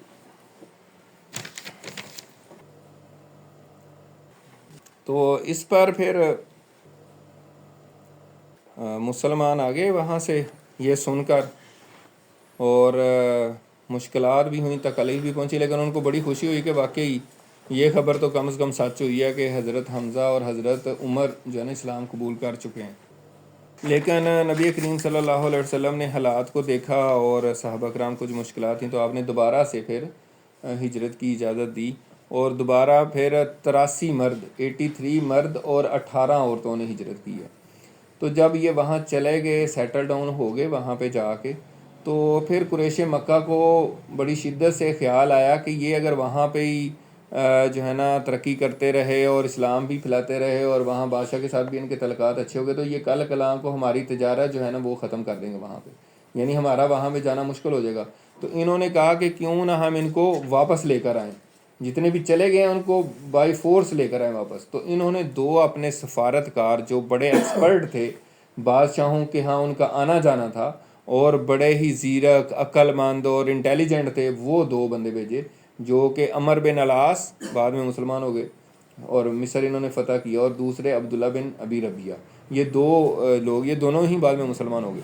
تو یہ ان کو پورے سرداروں نے مل کے کہا کہ بھئی آپ نے لازمی لے کر آنا ہے. خاص طور پہ حضرت عمر بن عاص کو کہا کہ ہماری عزت اور لاز رکھ لینی ہے، آپ نے لازمی لے کر آنا ہے ان کو. اور بادشاہ کو کہنا کہ ان کے بڑوں نے ہمیں بھیجا ہے، چچاؤں نے اور جو ہے ماموں نے اور قبیلے کے سرداروں نے، تو آپ جائیں اور قیمتی تحفے تحائف لے کر جائیں اور ان کے درباریوں کو بھی دیں. ایسے ہی کیا انہوں نے. وہاں پہنچے اور ان کے جو حبشہ کا جو بادشاہ تھا نجاشی، اس کے دربار میں جتنے بھی اس کے وزیر تھے ان کو بھی، اور جو مذہبی رہنما تھے، جو کہ حبشہ کا بادشاہ ایک طرف جو ہے نا، سیرت نگاروں نے لکھا ہے کہ ایک طرف وہ بٹھاتا تھا علماء کو، انجیل کے جو عالم تھے ان کو بطریق بھی کہتے ہیں، راہب بھی کہتے ہیں، پادری کہہ لیں.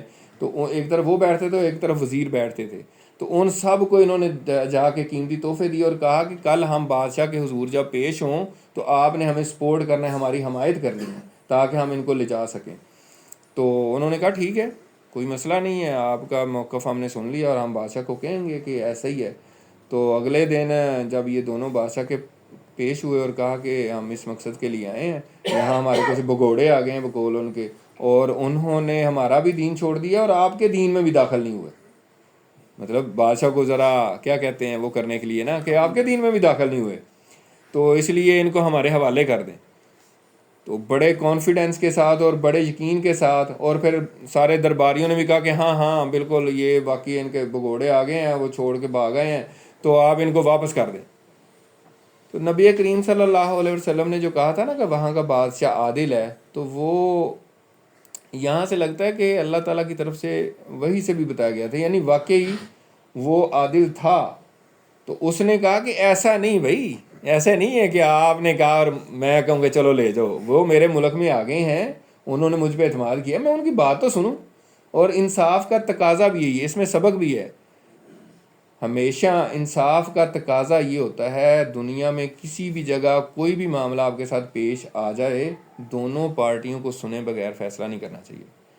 یعنی یہ نہیں ہے کہ ایک نے آ کے بڑی آپ کو جناب باتیں سنا دیں اور آپ کہیں گے جی ٹھیک ہے تمہارے حق میں فیصلہ دے دے تو ہاں ہاں ٹھیک ہے اس نے غلط ہی کیا ہوگا. بھئی ایسے نہیں. حضرت علی رضی اللہ تعالیٰ عنہ کا میں نے قول یہاں کئی دفعہ سنایا کہ حضرت علی رضی اللہ تعالیٰ عنہ کے مطلب واقعہ ہے ان کا کہ ایک بندہ اپنی آنکھ لے کر آ گیا، ہتھیلی پہ آنکھ رکھی ہوئی تھی، اس نے کہا کہ حضور فلاں بندے نے میری آنکھ نکال دی، آپ آرڈر کریں اس کی آنکھ نکالنے کا.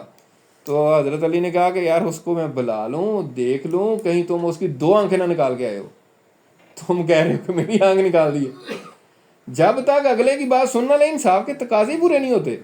تو اس وجہ سے نجاشی نے کہا کہ بلاتے ہیں، مسلمانوں کو بلایا گیا، اور حضرت جعفر ابن ابو طالب یعنی جعفر حضرت علی کے بڑے بھائی جو تھے، وہ جو ہے نا ان کو امیر بنایا ہوا تھا. تو انہوں نے آ کے مقدمہ جو ہے نا ظاہر ہے انہوں نے کہا جی آپ بتائیں، آپ وہاں آپ نے ہمارا دین بھی نہیں قبول کیا، ان کا بھی دین چھوڑ کے آگے ہیں، اور یہ کیا دین ہے اور کیا معاملہ ہے. تو اس پر پھر حضرت جعفر طیار جو ہیں، جو بعد میں شہید ہو گئے تھے، تو اس وجہ سے ان کو لقب ملا تھا طیار کا.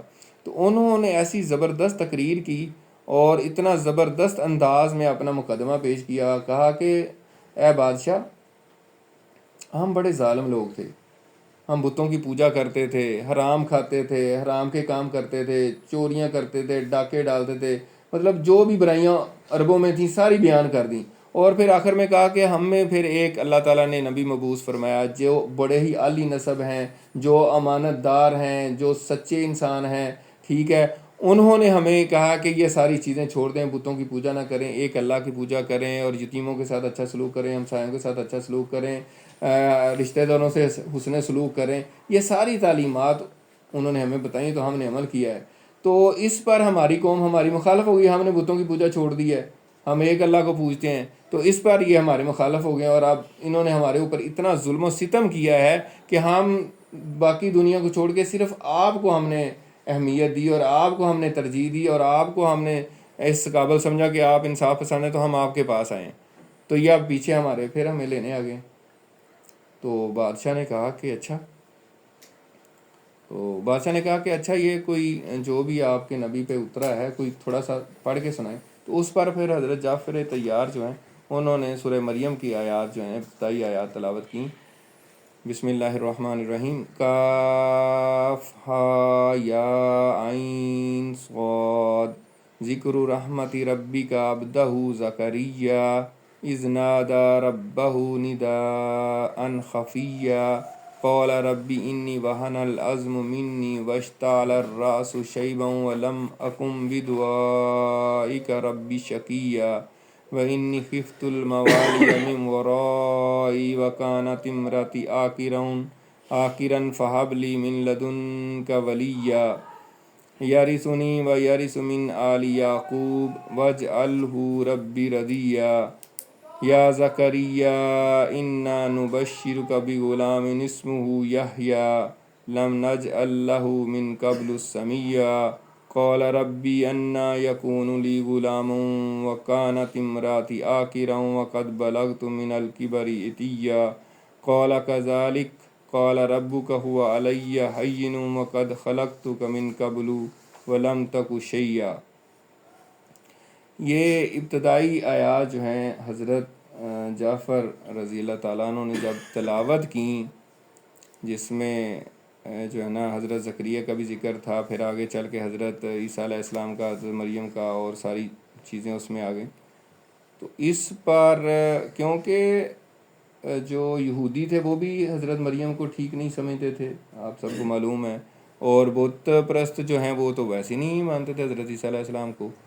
تو اس پر جو ہے وہ اتنے متاثر ہوئے، اور سیرہ نگاروں نے لکھا کہ بادشاہ کی داڑھی تر ہو گئی رو کے، اور جو بطریق تھے انہوں نے بھی رونا شروع کر دیا، اور ان کے صحیفے جو آگے ان کی کتابیں تھیں وہ بھی گیلی ہو گئیں. تو اس پر جو ہے نا بادشاہ نے کہا کہ میں جو ہے نا آپ کو واپس نہیں کروں گا، اور ان دونوں کو کہا جو آئے تھے سفیر قریش مکہ کے کہ میں جو ہے نا تمہیں یہ واپس نہیں کروں گا، اور یہ اپنے لوگوں کو کہا، وزیروں کو، کہ جتنے بھی تحفے لے کر آئے ان کے سارے واپس کر دیں. اس پر جب وہ باہر نکل گئے تو جو عمر بن عاص تھے انہوں نے کہا کہ میں کل ایک اور چال چلوں گا، اور میں ان کی جڑ کاٹ کے رکھ دوں گا، ہریالی کی جڑ کاٹ کے رکھ دوں، مسلمانوں کے بارے میں کہا. اور جو دوسرے تھے عبداللہ بن ابی ربیعہ، انہوں نے کہا کہ خدا کے واسطے بس کرو، حالانکہ وہ مسلمان ہی ہوتے. اس نے کہا یار یہ ہمارے رشتہ دار ہیں، کیوں تم ان کو تباہی کرنا چاہ رہے ہو؟ ٹھیک ہو گیا، بس تم نے اپنا کام کر دی، اب اس طرح کوئی کام نہ کرنا کہ ان کو بادشاہ بالکل ہی کوئی سزا دے دے یا کوئی ایسا معاملہ کر دے، تو ایسا نہ کرنا. انہوں نے عمر بن عاص نے کہا نہیں، میں کل پھر دوبارہ سے کیس لڑوں گا. تو دوبارہ اگلے دن پھر اس نے کہا بادشاہ سلامت یہ ان سے پوچھیں یہ عیسیٰ علیہ السلام کے بارے میں کیا کہتے ہیں. یہ عیسیٰ علیہ السلام کے بارے میں بڑی سخت بات کہتے ہیں. اس کو پتا تھا کہ یہ تو اللہ کا نبی کہتے ہیں، اللہ کا بیٹا نہیں کہتے، اور عیسائیوں کا عقیدہ ہے کہ اللہ کا بیٹا ہے، تو یہاں بھی یہ پکڑے جائیں گے. تو اب مسلمانوں پہ بھی بہت کڑا امتحان آ گیا. مسلمانوں کو جب پتہ چلا کہ یہ معاملہ ہے تو مسلمان بڑے پریشان ہو گئے. حضرت ام سلمہ رضی اللہ تعالیٰ عنہ جو بعد میں ام المومنین بنی، وہ بھی اس میں شامل تھیں ہجرت حبشہ میں. وہ کہتی ہیں کہ ہم بڑے سخت پریشان ہو گئے، اب کیا کریں. اب ظاہر ہے مسئلہ ہو سکتا ہے، اب بادشاہ ہے، بادشاہ تو کہتے ہیں بڑے نازک مزاج ہوتے ہیں، وہ تو ذرا سی بات پہ حکم، چلو اس کو مار دو، اس کو قتل کر دو، اس کو جیل میں پھینک دو، ایسے ہی ہوتا ہے۔ لیکن مشورہ یہی ہوا کہ جو سچ ہے اور جو اللہ کے نبی صلی اللہ علیہ وسلم نے ہمیں بتایا ہے وہی بیان کریں گے، خواہ نتیجہ کچھ بھی نکلے، خواہ قیامت ہی کیوں نہ آ جائے، بولنا سچ ہے۔ تو اس پر پھر ان کو بلایا گیا اور حضرت جعفر سے انہوں نے پوچھا بادشاہ نے کہ عیسیٰ علیہ السلام کے بارے میں آپ کیا کہتے ہیں؟ تو انہوں نے کہا کہ جی ہمیں جو ہمارے نبی نے بتایا ہم تو وہی کہتے ہیں کہ وہ اللہ کے نبی ہیں، اللہ کے رسول ہیں اور کلمت اللہ ہیں، اور جو اللہ تعالیٰ نے کنواری پاک دامن مریم کو القاء کیا تھا اور وہاں سے اس سے پیدا ہوئے۔ تو اس پر جو ہے وہ بادشاہ جو ہے وہ نیچے جھکا اور ایک تنکا اٹھایا اس نے اور کہا کہ عیسیٰ علیہ السلام جو آپ نے بیان کیے اس سے یہ جو تنکا ہے نا اس سے بھی زیادہ نہیں تھے۔ تو سارے حیران ہو گئے، اور لیکن جو اس کے پادری تھے انہوں نے مطلب آداب شاہی کی وجہ سے وہ بول نہیں سکتے تھے، لیکن انہوں نے اس طرح اور بولنا شروع کر دیا کہ یہ کیا کہہ رہے ہیں آپ، تو ہمارا سارا جو ہے نا نریٹو ہی تباہ کر دی ہے۔ تو اس پر دوبارہ نجاشی نے کہا کہ بے شک تم ہوں ہی کیوں نہ کرو، بے شک تم جتنا بھی برا محسوس کرو حق یہی ہے۔ تو اس کے بعد پھر جناب وہ سارے اپنے تحفے لے کر واپس اور ناکام جو ہے نا وہ واپس آ گئے۔ تو اس میں ہمارے لیے کیا سبق ہے اس پورے واقعے میں؟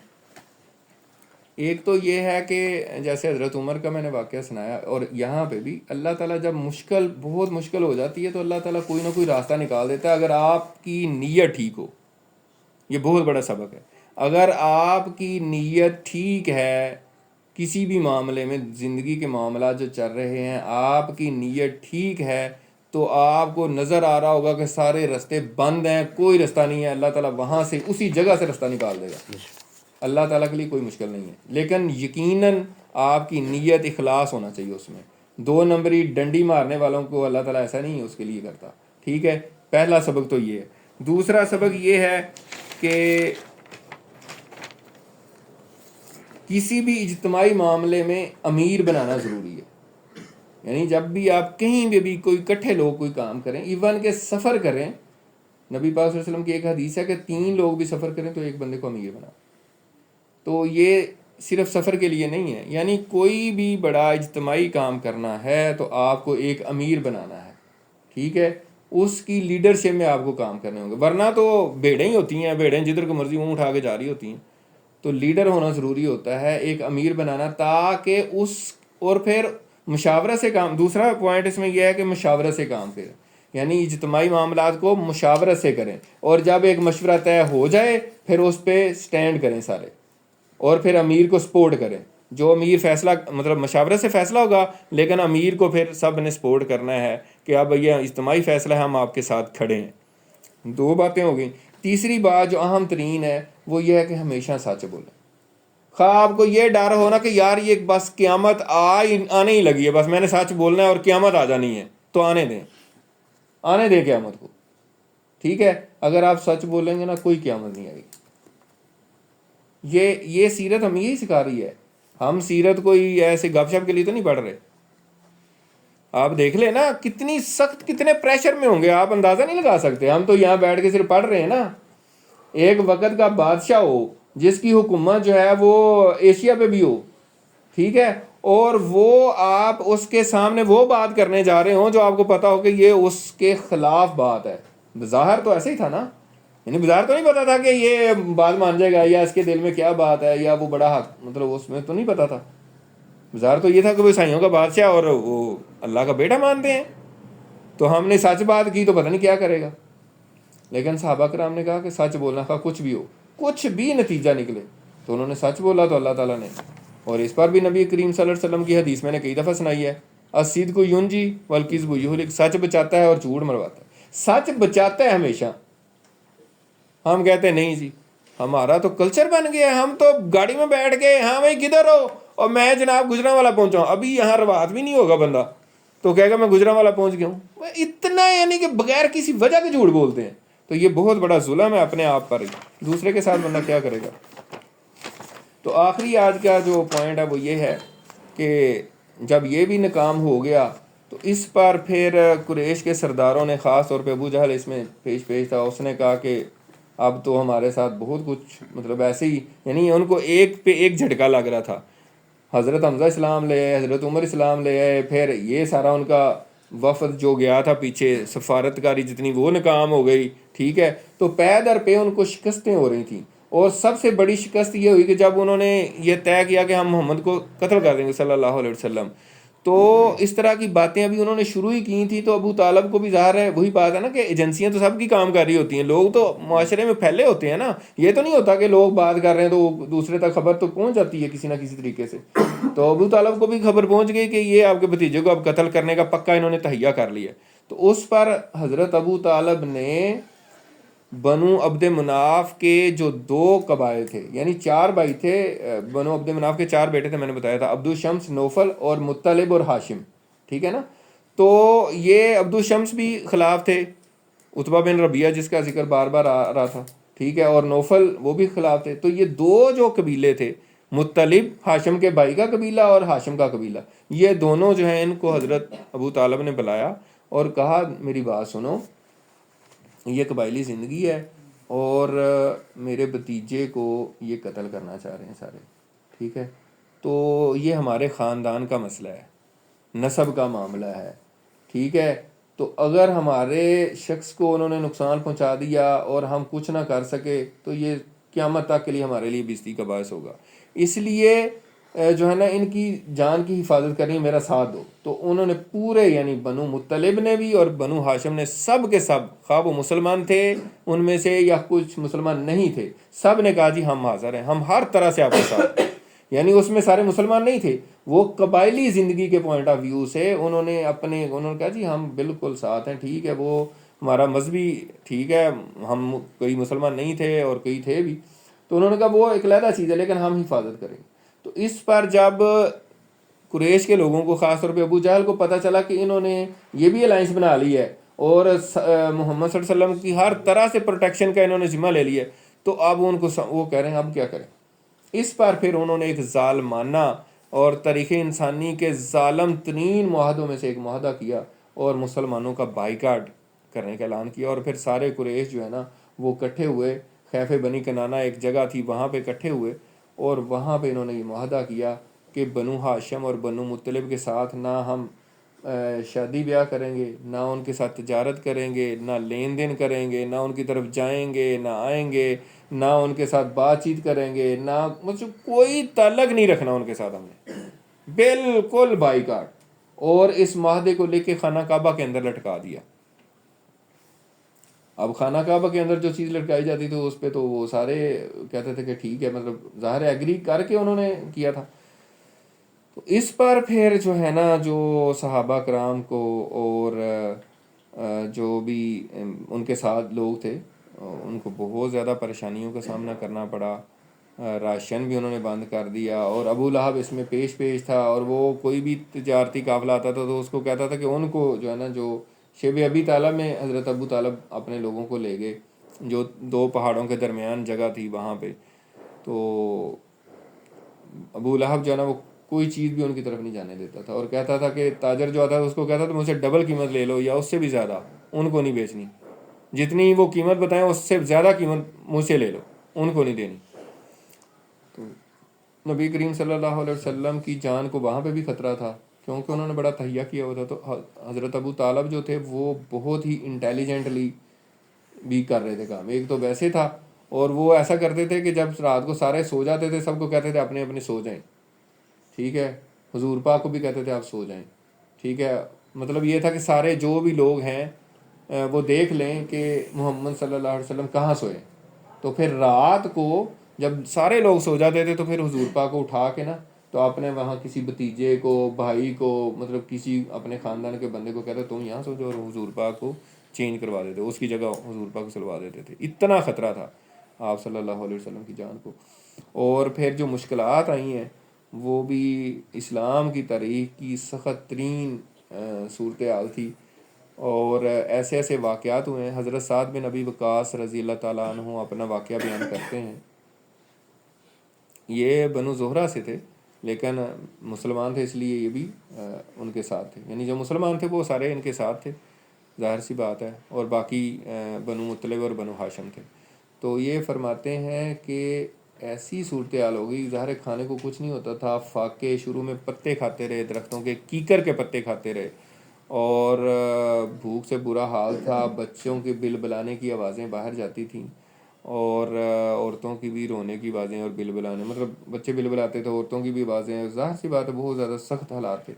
تو کہتے ہیں کہ ایک دفعہ میں رات کو جا رہا تھا تو میرے پاؤں کے نیچے کوئی گیلی چیز آئی، اور میں نے فوراً منہ میں ڈال کے نکل گیا، مجھے آج تک نہیں پتہ چلا وہ کیا چیز تھی۔ پھر کہتے ہیں کہ یعنی اتنی حالات سنگین تھے کہ ایک جگہ پہ اونٹ کی کھال کا سوکھا ہوا ایک ٹکڑا پڑا ہوا تھا، تو کہتے ہیں وہ میں نے اٹھا لیا اور گھر لے گیا، اس کو میں نے دھویا، پھر اس کو میں نے جلایا اور اس کا سفوف 2 پتھروں میں کوٹ کوٹ کے سفوف بنایا اور اس کو 3 دن میں کھاتا رہا۔ یہ جو سیرت کے واقعات ہوتے ہیں نا، ایک صحابی کے بیان ریکارڈ ہوئے ہیں، بیسیکلی انہوں نے اپنا واقعہ بیان کر دیے۔ میں پہلے بھی بتاتا ہوں، اس کا یہ قطعی طور پہ مطلب نہیں ہوتا کہ باقی کے کسی کے ساتھ کوئی معاملہ نہیں آیا، بھائی وہ ریکارڈ نہیں ہوا، صرف وہ بیان نہیں ہوا، وہ روایت نہیں ہوا، یہ مثال کے طور پہ ہوتا ہے کہ ایک صحابی کے ساتھ اگر یہ ہو رہا تھا تو باقیوں کے ساتھ بھی اسی طرح کا سارے معاملات ہو رہے تھے، وہ بھی ایسی ہی کنڈیشن سے گزر رہے تھے۔ سرکمسٹانسز جب ایک جگہ پہ جنریٹ ہوتے ہیں ایک خاص قسم کے، تو وہ سب کے لیے ہوتے ہیں، تو سب کے ساتھ اسی طرح کے معاملات اور پریشانی اور بھوک اور معاملات تھے۔ اس میں کچھ لوگوں نے بہرحال کوشش کی، جس میں حکیم بن حزام کا ذکر پہلے بھی آیا تھا، حضرت خدیجہ رضی اللہ تعالیٰ عنہ کے بھتیجے تھے۔ تو وہ ایک دفعہ گندم کی بوری لے کر جا رہے تھے، تو ابو جہل نے راستے میں پکڑ لیا۔ اس نے تو نظر رکھی ہوتی تھی، اس کا تو کام ہی یہ تھا، مطلب کوئی بھی کوئی کام کرتا تو فوراً وہ سامنے آ جاتا، جیسے اس کو دنیا کا اور کوئی کام نہیں ہے۔ تو وہ آ گیا، اس نے روکا، تو انہوں نے کہا بھائی میں اپنی پھوپھی کے میں نے ادھار گندم دینی ہے، مطلب جو بھی ہے میں میری پھوپھی ہے۔ تو اس نے کہا نہیں، یہ تم معاہدے کی خلاف ورزی نہیں کر سکتے اور میں تمہیں نہیں جانے دوں گا یہ۔ اس پر پھر ایک اور سردار ابو البختری اس کا نام تھا، وہ آ گیا، اس نے کہا کہ کیا معاملہ ہے بھائی؟ اس نے کہا، حکیم بن حزام نے کہا کہ یہ میں اپنی پھوپھی کے لیے گندم لے کر جانا چاہ رہا ہوں، وہ بھوک سے مر رہے ہیں اور یہ جانے نہیں دے رہا۔ تو اس نے کہا کہ یار وہ اپنی پھوپھی کی طرف لے کر جا رہے تو تمہیں کیا مسئلہ ہے؟ تو ابو جہل نے اس کو بھی آگے سے مطلب جس طرح بندہ برا بلا کہتا ہے، سخت سست کہتا ہے، گالیاں نکالی ہیں، جو بھی کیا۔ اس نے کہا اچھا، وہاں پہ ایک جبڑا پڑا ہوا تھا اونٹ کا جو ہے نا، تو وہ اس نے پکڑ کے ابو البختری نے اس کے سر میں مارا ابو جہل کے، اور اس کا سر پھٹ گیا۔ اسی طرح حضرت ابو بکر بھی گاہے بگاہے، حضرت عمر بھی لے کر جاتے تھے، لیکن یہ تو نہیں تھا۔ اسی طرح ابو البختری خود بھی کبھی کبھی جو ہے نا وہ گندم لے کر جاتا تھا، یعنی جو راشن وغیرہ۔ لیکن جب یہ انہوں نے حالات دیکھے، خاص طور پہ جو نام آتا ہے 5 بندوں کا نام ہے جنہوں نے پھر یہ معاہدہ ختم کرنے میں کردار ادا کیا، اس میں ایک کا نام ہے حشام بن عمر، جو اوپر نبی پاک صلی اللہ علیہ وسلم کے خاندان کا جو سلسلہ نسب ہم پڑھتے ہیں نا، تو لوی، عامر بن لوی ایک خاندان تھا، تو اس قبیلے کا یہ بندہ تھا۔ اس کو بھی بہت احساس، اس نے کہا کہ یار یہ بہت زیادہ زیادتی ہے کہ بنو ہاشم اور بنو مطلب وہاں بھوکے مار رہے ہیں اور یہ یہاں پہ جناب کھا پی رہے ہیں سارے۔ تو اس نے آ کے حضور پاک کی پھوپھی کے بیٹے، جو حضور پاک کی ایک پھوپھی عاتقہ ان کا نام ہے، ٹھیک ہے، ایک تو صفیہ بڑی مشہور ہیں، ایک عاتقہ حضور پاک کی پھوپھی ہے، تو ان کے بیٹے تھے زہیر بن امیہ مخزومی، یہ مخزوم قبیلے میں، یعنی حضور پاک کی پھوپھی مخزوم قبیلے میں بیاہی ہوئی تھی، آپس میں اسی طرح تھا، یہ ہزار خاندان تو ایک ہی تھا نا اوپر سے۔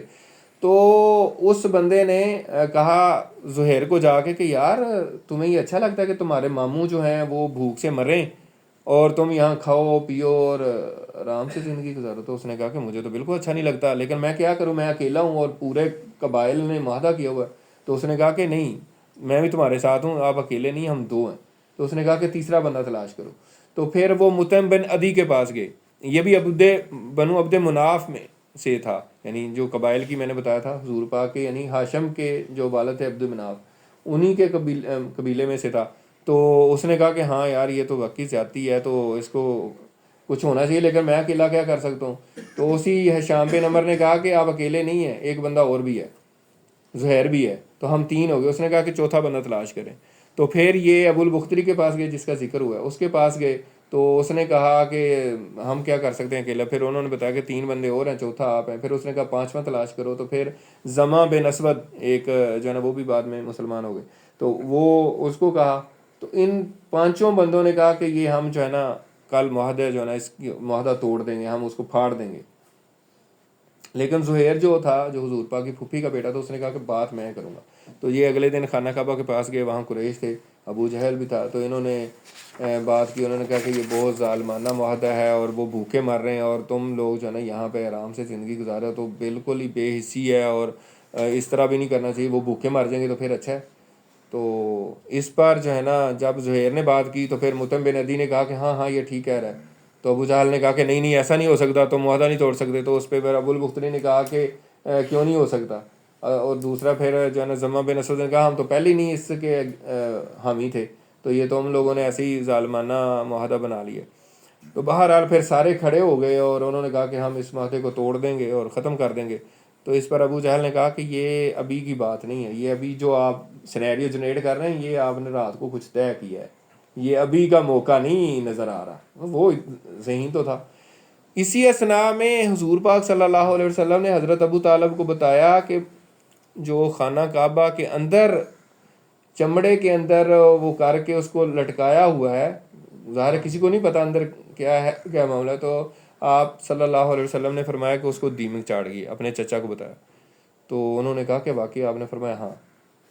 اس پر ابو طالب بھی وہاں آ گئے اسی اثناء میں. جب یہ باتیں ہو رہی تھیں تو وہاں پہنچ گئے اور کہا کہ میرے بھتیجے نے یہ بات کہی ہے، اگر میرے بھتیجے نے ہمیشہ سچ کہا، اگر یہ بات نہ ہو تو ہم پیچھے ہٹ جائیں گے محمد صلی اللہ علیہ وسلم سے، آپ نے جو کرنا کر لیں.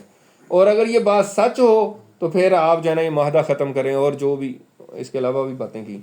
تو اور وہ بھی کہہ رہے تھے باقی جو 5 لوگ کہ ہم توڑ دیں گے. تو انہوں نے کہا کہ چلیں. مطعم بن عدی کہتا کہ چلیں دیکھتے ہیں. اس کو اتارا اور دیکھا تو وہ واقعی دیمک ساری چاٹ گئی ہوئی تھی، اور وہاں جہاں پہ اللہ کا نام لکھا ہوا تھا بسمک اللہم وہ رہ گیا ہوا تھا. اب یہ اتنا ظالمانہ معاہدہ بھی اللہ کے نام سے شروع کر کے انہوں نے کیا ہوا تھا. تو مطلب یہ ہے کہ مذہب کو لوگ کہاں کہاں استعمال کرتے ہیں. تو یہ جو چیز ہے یہ ہوئی. تو اس میں بھی اب دیکھیں کہ ہمارے لیے اس میں اب کیا سبق ہے کہ جو ہے نا صحابہ کرام نے اس میں بھی کیسی مشکلات اور تکلیفیں سہیں، لیکن سیرت نگاروں نے، تاریخ لکھنے والوں نے کسی ایک بندے کے بارے میں بھی نہیں بتایا کہ اس نے کہا کہ میں نہیں یہ کر سکتا بھائی میں تو جا رہا ہوں. کوئی ایک بندہ بھی نہیں وہاں سے نکلا، یا کوئی چوری چھپے نکل گیا ہو، یا کسی نے غداری کر دی ہو کہ میں تو آپ کے ساتھ نہیں ہوں. ایک کا بھی ذکر نہیں آتا. ہر ایک بندے نے یہ تکلیفیں سہی ہیں اور صبر کے ساتھ ڈٹا رہا ہے، حالانکہ انتہائی مشکل دور تھا. تو اللہ تعالیٰ سے دعا ہے کہ اللہ تعالیٰ ہمیں بھی اپنے دین کے لیے تھوڑی بہت قربانی کرنے کی توفیق عطا فرمائے. بریک لے لیں.